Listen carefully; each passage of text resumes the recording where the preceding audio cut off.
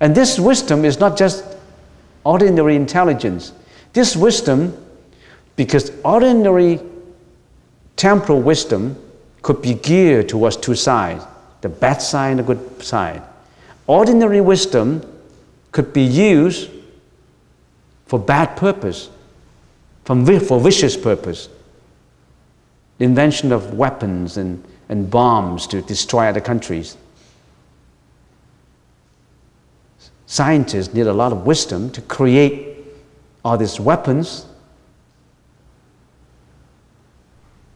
But this wisdom is geared towards the bad side, the vicious side.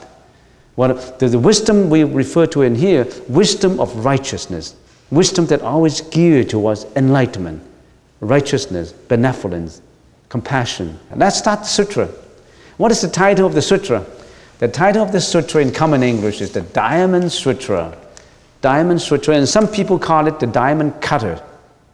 It is also called the Sutra of Diamond Cutter of Supreme Wisdom. In the Sanskrit language, the title is Vajra Chatika Prajna Paramitta Sutra, or simply Vajra Prajna Paramitta Sutra. And in the future, I would just refer to this simple name. I would say Vajra Prajna Paramitta Sutra. What does Vajra mean? What is Vajra? Vajra means diamond. It is the emblem or shaft carried by the Indra. It is the Indra's symbol of power and strength. What is the meaning of Indra? You see, talking about Buddhism, you need a lot of basic knowledge. So what is Indra? Indra is the king of the second level of the Devaloka, or the Devadhatu. To understand this, you have to know something about devas, or heavens in our plane of existence. Heavens. We're talking about heavens all the time. What is heavens? You know, the universe that we live in, the plane of existence, we're living in, the universe that we're living in has 3 levels, you know. Now, don't lose track of what I'm talking. I'm talking of just one word, Indra, the meaning of Indra. Because if you don't know the meaning of Indra, how do you know the significance of diamond? How do you know the significance of Vajra? Indra is holding a Vajra, diamond cutter. So you got to know who Indra is. So the universe that we live in, Buddhism studies the universe in detail. The universe that we live in is the planes of existence has 3 planes, have 3 levels. The first level we know is Kamadhatu. That's the first level. The second level is Rupa Dhatu. The third level is Arupa Dhatu. We are in the Kamadhatu now. The Kamadhatu has a lot of desires.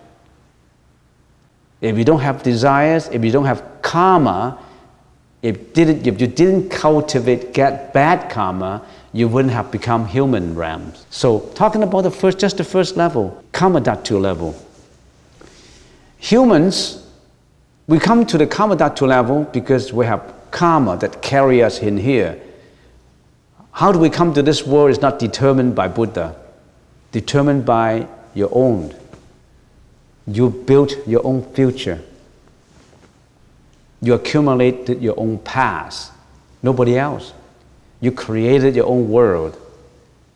You come to here because causality, natural causality brought you here because of your own karma. And Kamadhatu is characterized by the 5 desires that you always have.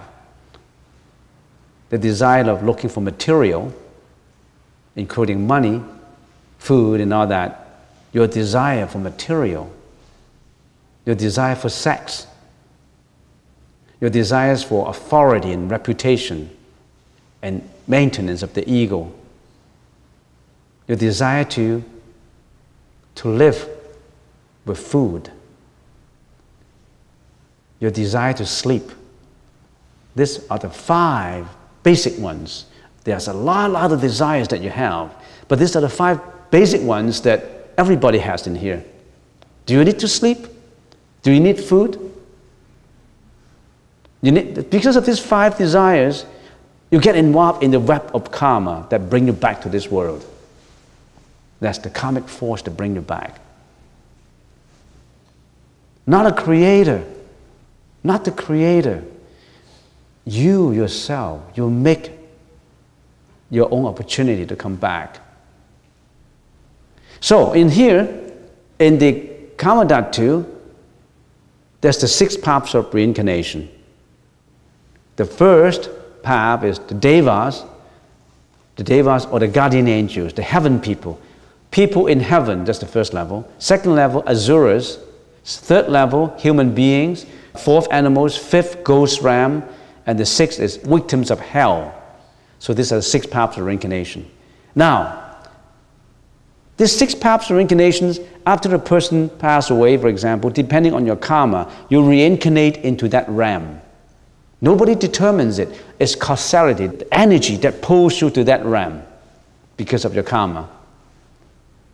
And the highest level is, of course, the Deva level. The Deva level, they enjoy happiness. We call them heavens.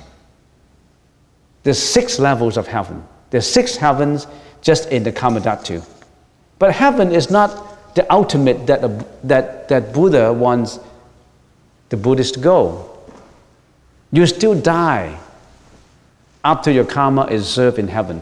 But you have only happiness and you have long time spent, thousands of years. Us in this human realm, we have both happiness and suffering, with more suffering than happiness. It's a mixture of suffering and happiness, but happiness is temporary.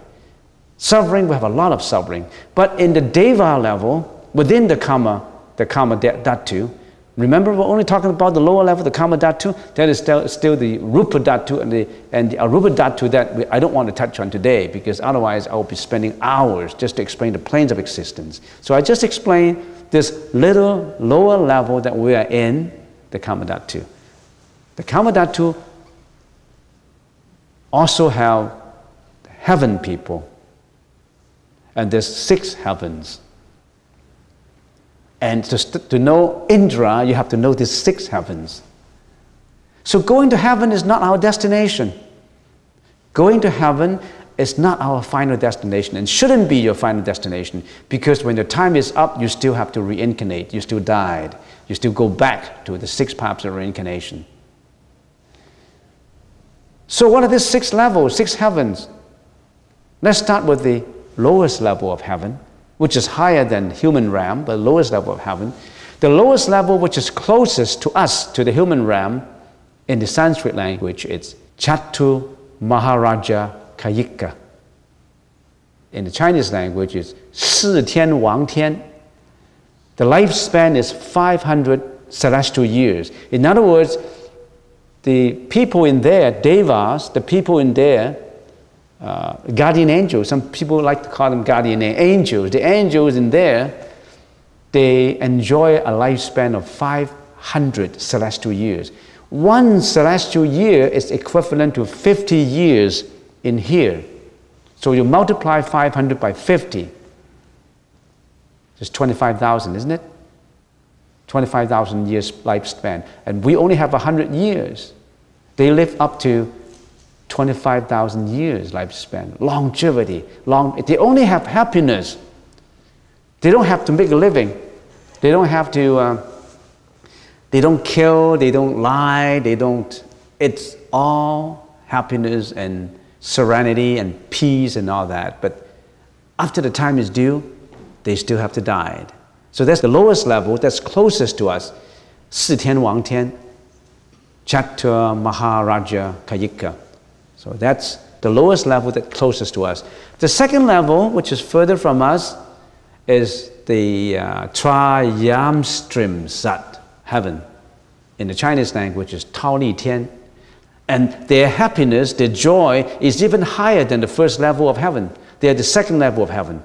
The third level of heaven is Yama, enjoying a lifespan of 2,000 celestial years, Ye Mo Tian. The fourth level of heaven is Tushita, enjoying a lifespan of 4,000 years, Dao Shui Tian. The fifth level is Nirmana Rati, enjoying a lifespan of 8,000 years. Hua Luo Tian. The sixth level is Yasa Waratin, enjoying a lifespan of 16,000 celestial years. Ta Hua Xi Zai Tian. And this Indra, remember the diamond that the Indra is holding? Indra is the king of the second level of heaven. And his diamond, his Vajra, we translate it as diamond, actually is the capability, the indestructibility of his Vajra is even more powerful than diamond, but we have no other to compare it to, we just call it diamond. So the king of the gods of Trayam has the diamond cutter, the club, his symbol of power and indestructibility. Cannot destroy, it cannot be destroyed. The diamond cutter can cut everything and is indestructible. This Vajra can cut anything. It itself, nobody can cut it. So the diamond, this Vajra, symbolizes the higher strength and durability. So that's why it's called diamond.